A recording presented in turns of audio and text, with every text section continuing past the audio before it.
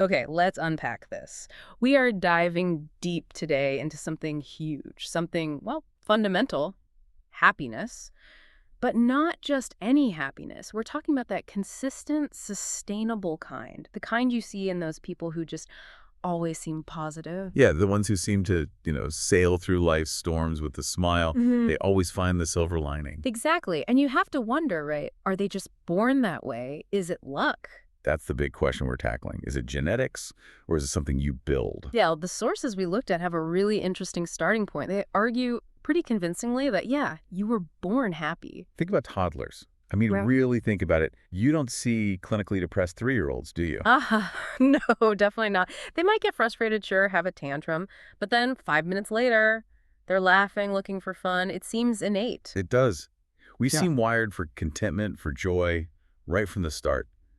But then, life happens. We grow up, we face friction, expectations, disappointments. And we sort of settle. We find a spot somewhere on what researchers call a happiness spectrum. And here's the core idea, the really empowering, maybe even challenging part we're exploring today, Which is, that where you end up on that spectrum, it's largely, maybe even completely, your choice. it sounds radical, doesn't it? That most adults basically fall into two camps.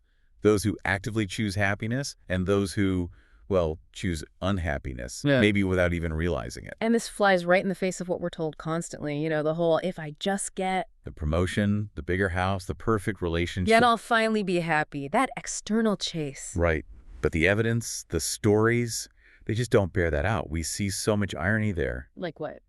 Well, the sources detail incredibly wealthy people who are just profoundly miserable. Maybe isolated, maybe caught on that hedonic treadmill psychologists talk about. The what now? The hedonic treadmill. It's this idea that you get something new, feel good for a bit, but then adapt really quickly. Your baseline resets, and you need something even bigger or better next time just to feel okay.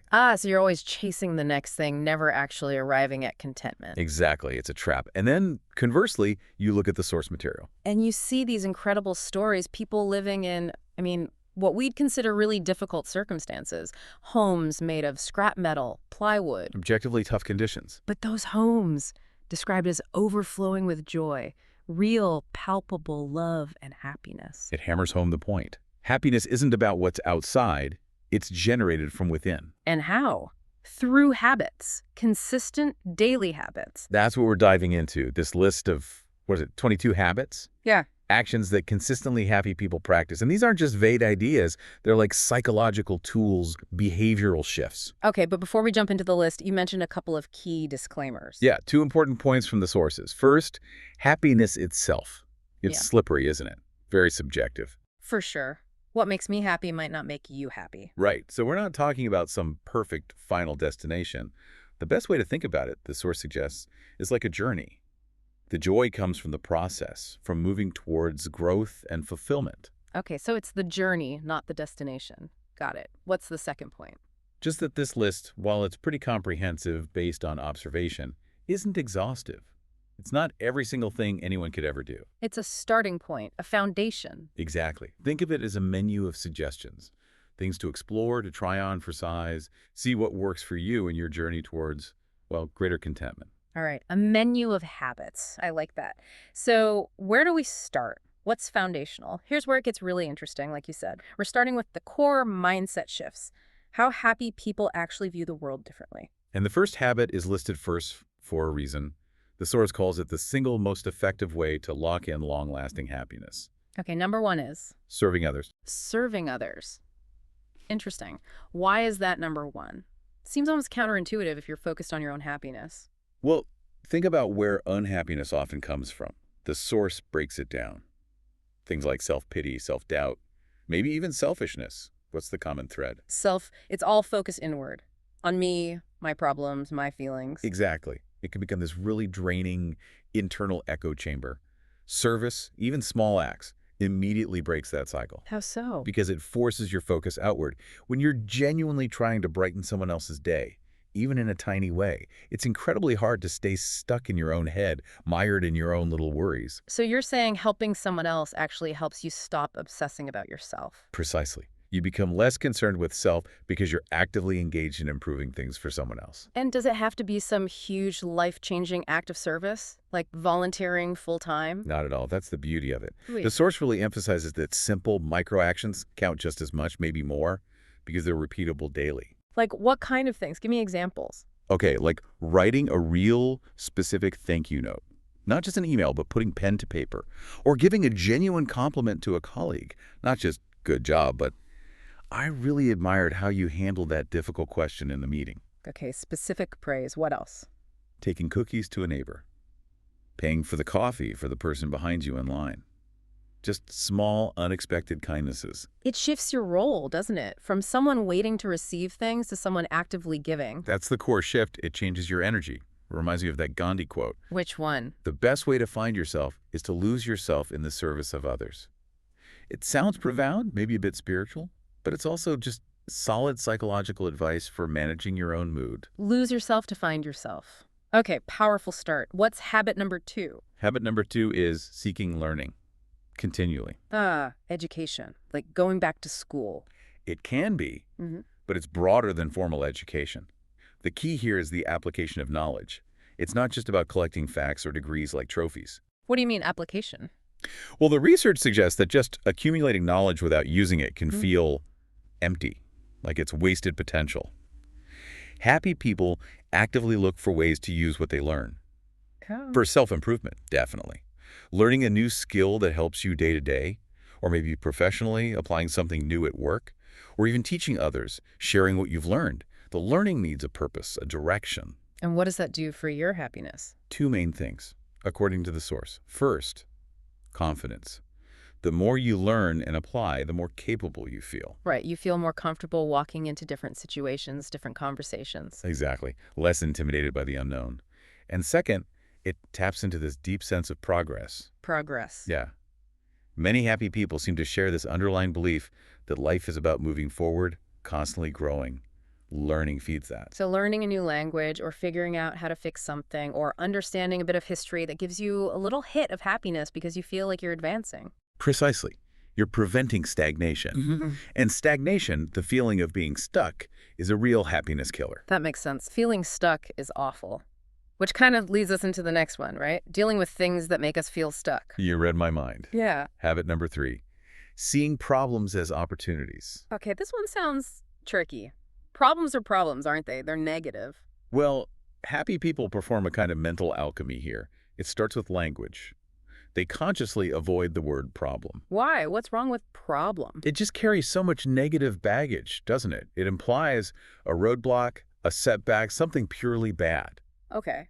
So what do they use instead? They translate it. They reframe it as a challenge, or even better, an opportunity. Challenge or opportunity? How does just changing the word help? Think about the immediate psychological effect. A problem feels heavy, something you want to avoid. A challenge sounds like a task, something you can maybe rise to. An opportunity, that's something you don't want to miss. Huh. Problem avoid. Challenge tackle. Opportunity seize. Exactly. The attitude shift is instant. Nobody enjoys facing a problem, but the idea of missing an opportunity to grow or learn or innovate, that's different. So the idea is that inside every difficulty, there's a hidden chance to get better somehow? That's the core belief. Every problem contains the seeds of growth. It's an invitation to become more capable, more resilient. But hang on, let's push this. What about really big things?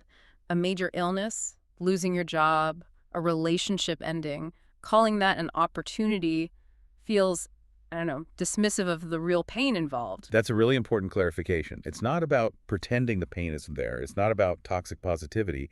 It's about choosing your response after you acknowledge the pain. Okay, so how does that work in a crisis? Where's the opportunity in, say, a serious diagnosis? The opportunity isn't to enjoy the diagnosis, obviously, but maybe the opportunity is to discover a depth of resilience you never knew you had, or to learn to rely on others in a new way, or to radically reprioritize your life around what truly matters. So the opportunity is in the response, in the growth that the difficulty forces upon you. Exactly. It's the chance to find out, as T.S. Eliot put it, how tall you really are.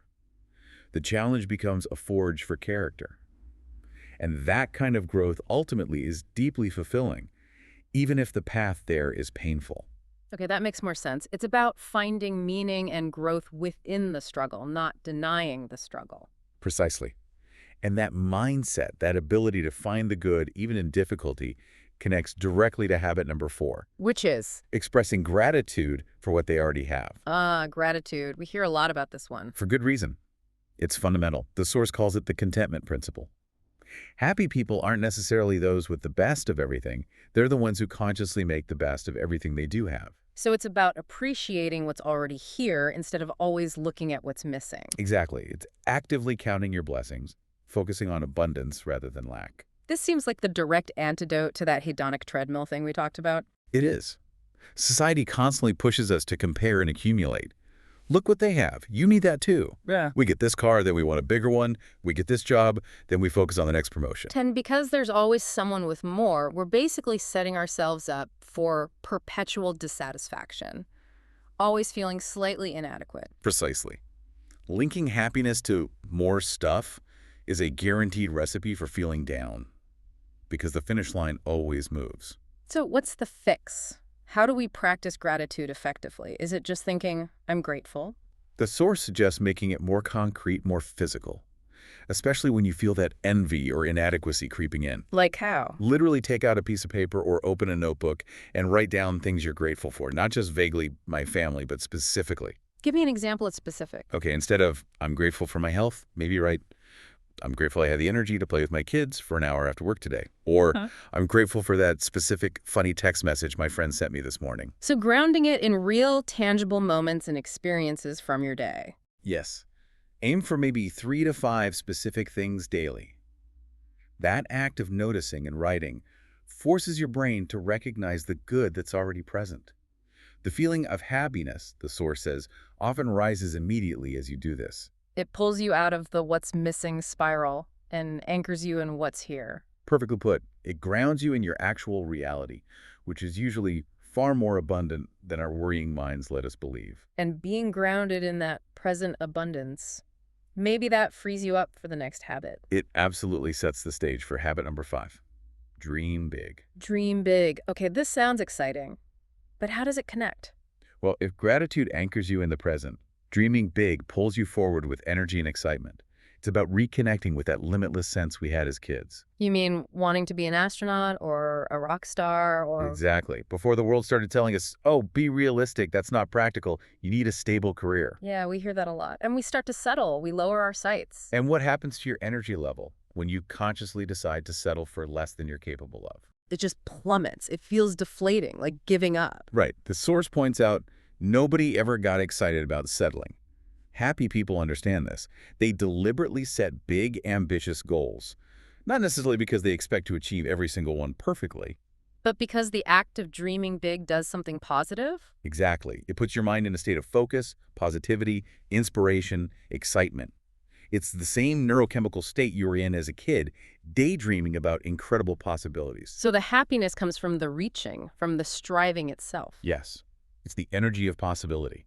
Maybe you won't become an astronaut, but aiming for something huge generates way more positive energy and forward momentum than aiming for something small and safe. The striving is where the joy is often found. Okay, so part 1 was about mindset. Serve others, keep learning, reframe problems, practice gratitude, and dream big. That's a powerful foundation. Where do we go next? Next, we move into part 2, which is all about tightening our inner controls, mastering our responses to the world, and maintaining our own integrity. Inner control. Okay, so this is about managing ourselves, our reactions. Precisely.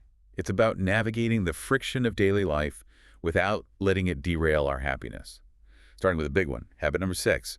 Don't sweat the small stuff. The classic advice. Easier said than done sometimes, though, isn't it? It really is. But happy people seem to have a really effective filter for this. A simple question they ask themselves. What's the question? Will this thing that's bothering me right now actually matter a year from now? Huh. Will this matter in a year? That's a pretty high bar. It is. And it's incredibly effective for perspective. If the answer is no, if the traffic jam, the annoying email, the spilled coffee, if it won't have any real significance in a year, then life is just too short to waste emotional energy on it right now. So it's about triaging your worries, deciding what's worth the mental space. Exactly. But here's something fascinating the source material brings up about stress. What's that? It suggests that for some people, Low-grade, chronic stress can almost become, well, addictive. Addictive! How can stress be addictive? It's like a familiar state. The brain sometimes prefers the known discomfort of being stressed over the unknown territory of being calm. So we almost unconsciously look for small things to worry about. You mean we find 5 or 10 little things each day, maybe things we can fix easily, maybe things totally out of our control, just to keep that stress level humming? It sounds strange, but yes, it's a pattern. Happy people consciously break that pattern.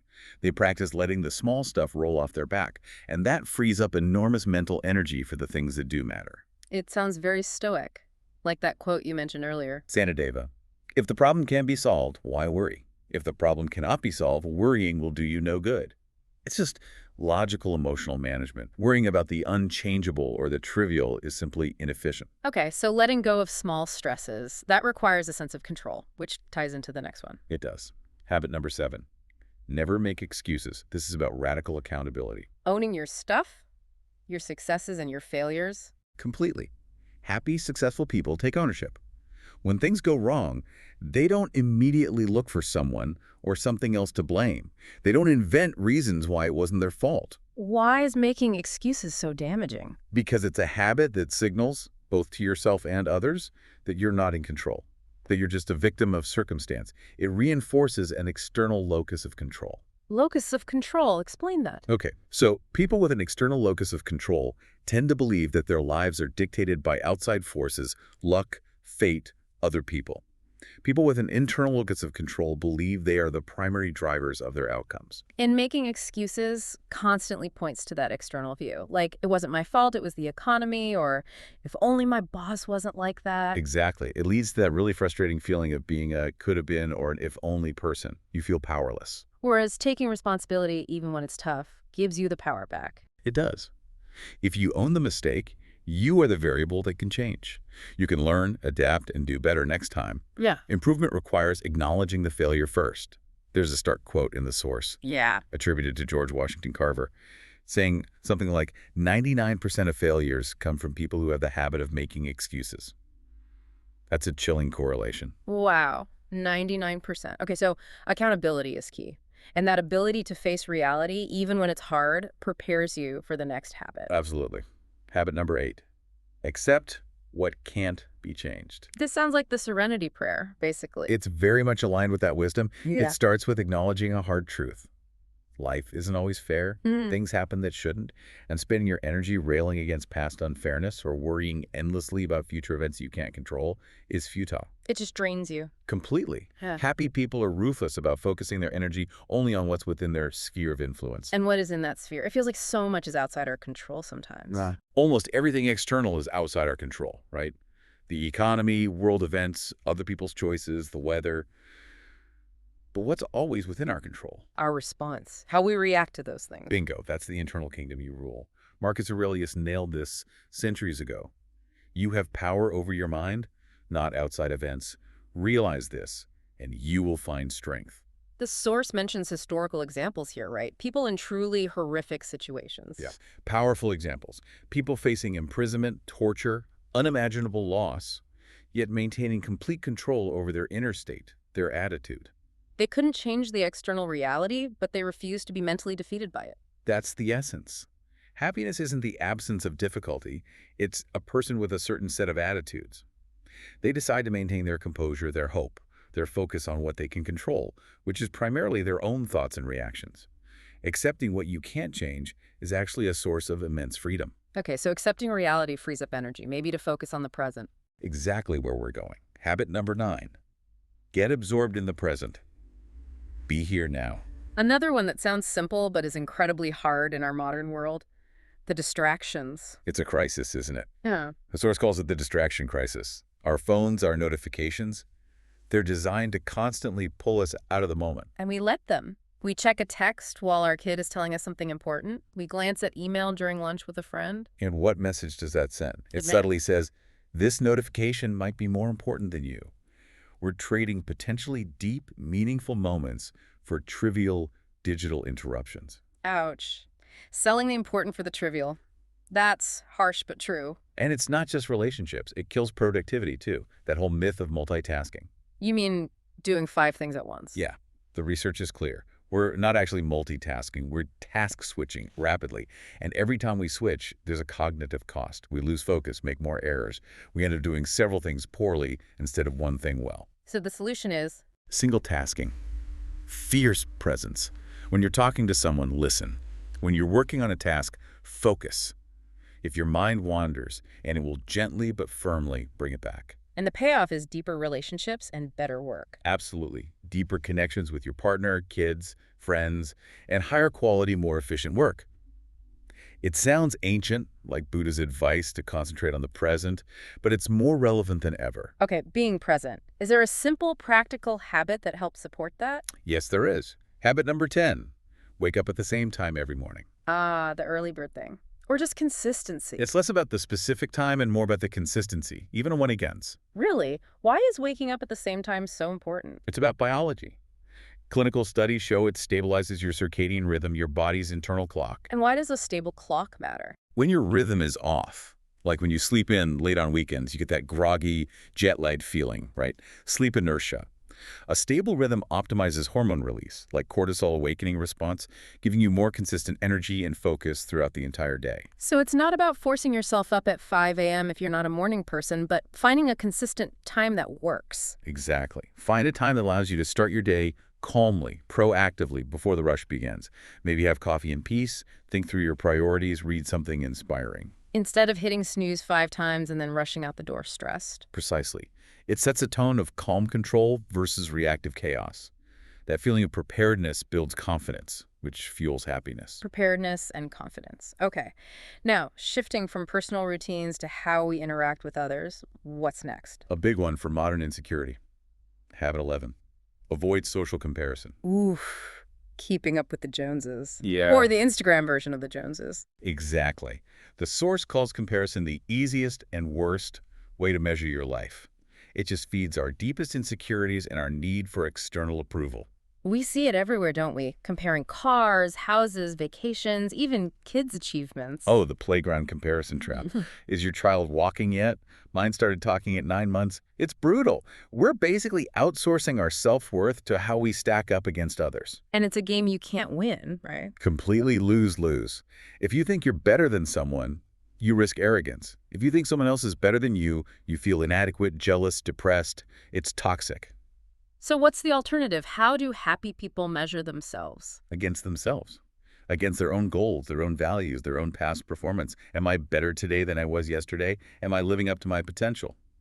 That's the comparison that matters. And they can genuinely celebrate other people's success without feeling threatened. Yes, because someone else's success doesn't diminish their own self-worth, which is internally generated.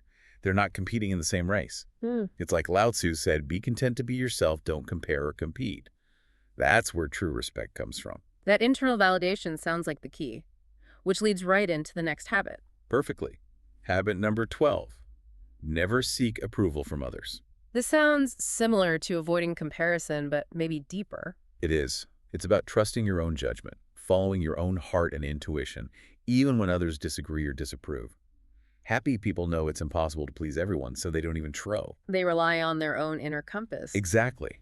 Because fundamentally, nobody knows you better than you know yourself. Your history, your dreams, your fears, your values. You're the ultimate authority on your own life. But what about advice? Shouldn't we listen to advice from people we trust? Absolutely. Listen, gather information. But recognize that most advice, even well-intentioned advice, is filtered through the advisor's experiences, their biases, their fears. What worked for them might be totally wrong for you. So, listen, consider, but ultimately the decision needs your own internal stamp of approval. That's the key. You filter everything through your own wisdom and make the call that feels right to you. Outsourcing your big life decisions is outsourcing your happiness and your agency. Trust yourself. Okay. And the final habit in this section on integrity. A really fundamental one. Habit number 13, tell the truth. Tell the truth. Seems obvious, but the source connects this directly to mental health, right? Even small lies. Yes, even so-called little white lies. Yeah. The argument is physiological. When you lie, your brain registers a conflict cognitive dissonance between what you know is true and what you're saying. And that conflict triggers something. It triggers an internal alarm. Your body releases stress hormones, cortisol, Adrenaline, it's a low-level fight-or-flight response. So lying literally creates stress in the body. Measurable stress. Yeah. It disrupts sleep, causes anxiety. Dishonesty creates internal disharmony. The source uses a great analogy. It makes your character dysfunctional, like hitting a wrong note on a piano. The whole system feels off. And that feeling, it affects how we see ourselves. Hugely. We generally don't like thinking of ourselves as liars. So the habit of dishonesty erodes self-esteem. You start to view yourself as a bad or weak person. And ironically, that low self-esteem can sometimes lead to more lying, trying to cover things up or compensate. It's a vicious cycle. It really is. The antidote is simple, though not always easy. Integrity. Telling the truth.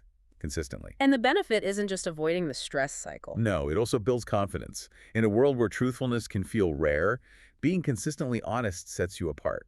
It builds trust with others and crucially builds trust in yourself.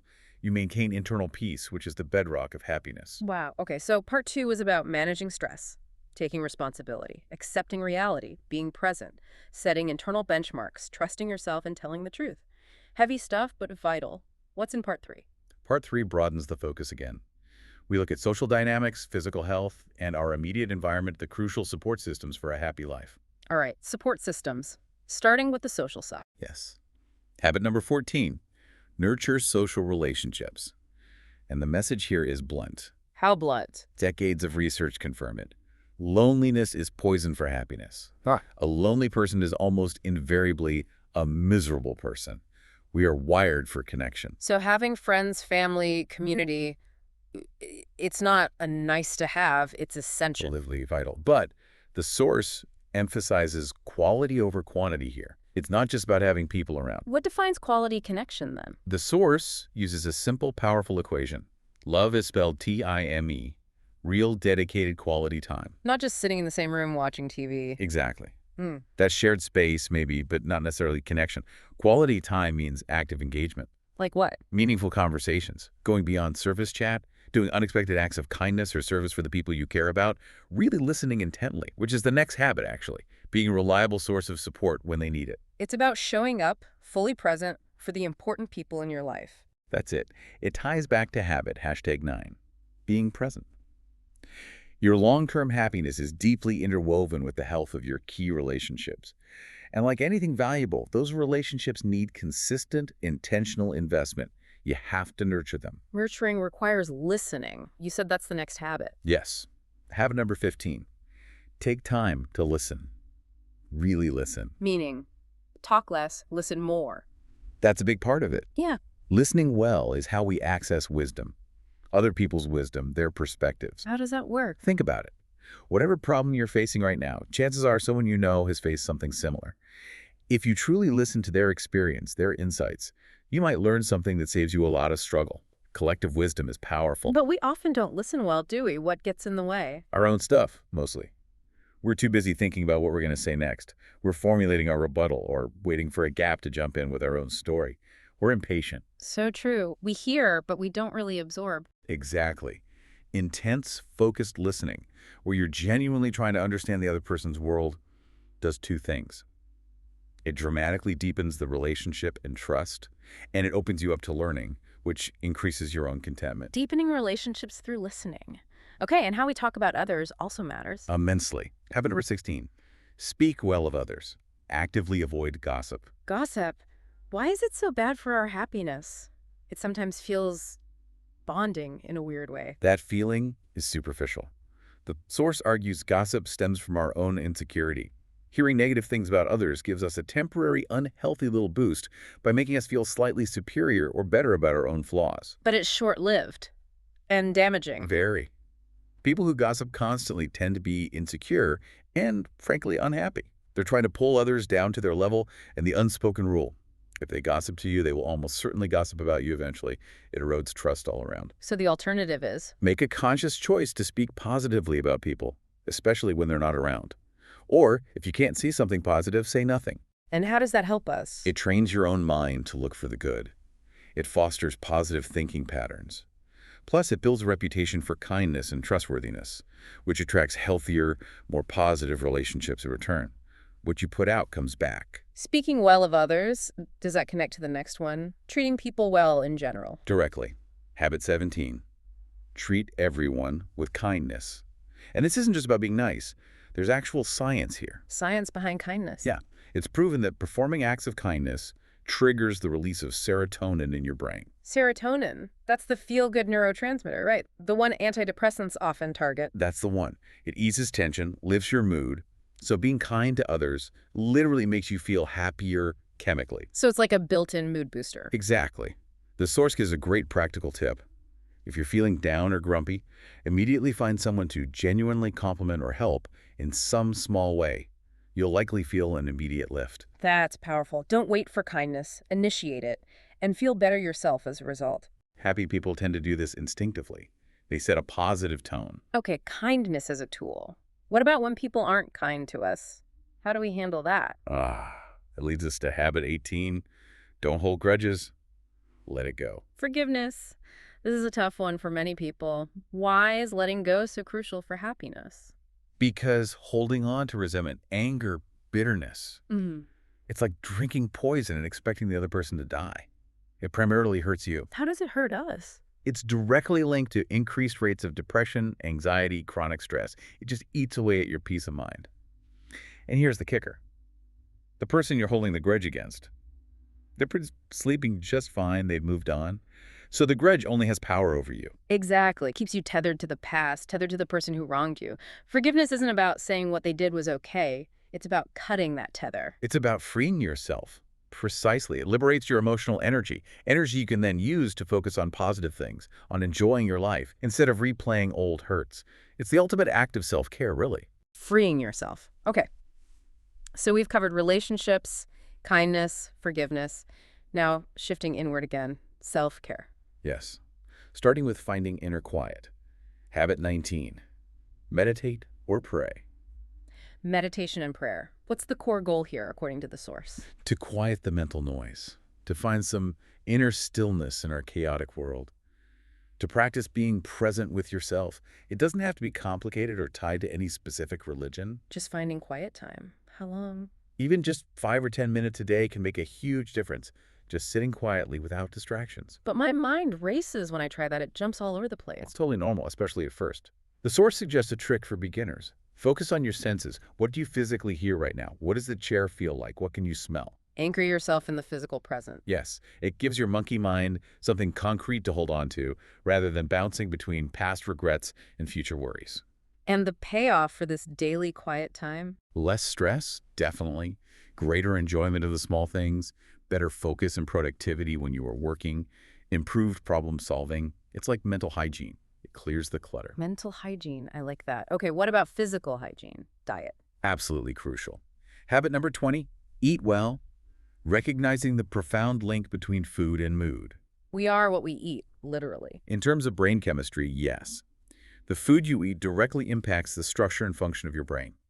It influences the hormones and neurotransmitters that control your mood, energy levels, focus, everything. So junk food really does make you feel junky. It does. Think about sugary drinks or snacks. You get that quick rush, right? But then comes the inevitable crash, leaving you feeling tired, irritable, unable to concentrate. It's a roller coaster. And it's hard to feel consistently happy if your blood sugar and energy are all over the place. Extremely hard. The goal is to choose foods that provide sustained energy and support stable brain chemistry. Nutrient-dense foods. The source lists some good examples. Yeah, great list. Things like honey for natural sweetness, nuts like almonds and walnuts for healthy fats, tomatoes, avocados, eggs, bananas, whole grains, spinach, even good quality dark chocolate in moderation. Foods that fuel you steadily. Fueling your body to fuel your mind. Makes sense. And what about moving that body? The powerhouse habit. Number 21, exercise. And the connection to happiness here is staggering. How staggering. The source cites research showing that regular exercise can be just as effective at boosting happiness levels and combating depression as antidepressant medications like Zoloft. Wait, exercise can be as effective as Zoloft. That's huge. It is, and think about this statistic.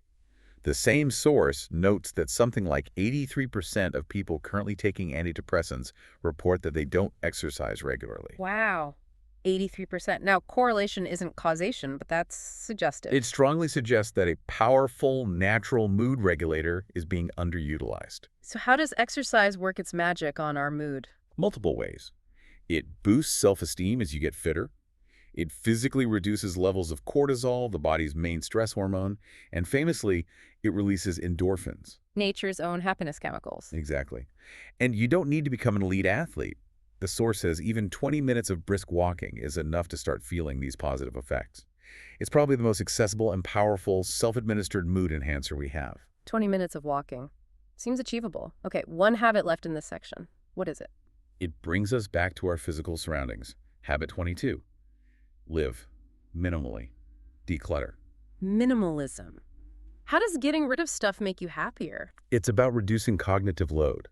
Physical clutter, a messy desk, an overflowing closet, a house full of stuff you don't use it, actually creates low-level chronic stress. It's visually overwhelming, makes it harder to find things, creates decision fatigue. And the source suggests our outer space reflects our inner space. Often, yes.